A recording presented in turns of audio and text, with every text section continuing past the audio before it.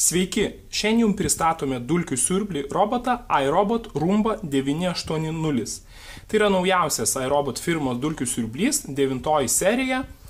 Ir šis dulkių siurblys yra unikalus tuo, kad jis turi programėlę, kurią galima atsisiųsti į savo mobilųjį telefoną ir su savo mobiliuoju telefonu galima valdyti dulkių siurblį nuotoliniu būdu. Tai reiškia, kad jūs esate išvykęs kažkur užsienyje ir būdamas užsienyje jūs galite tiesiog įjungti dulkių siurblį, kad jis išsiurbtų jūsų namus ir taip pat grįžtų į savo pasikrovimo bazę.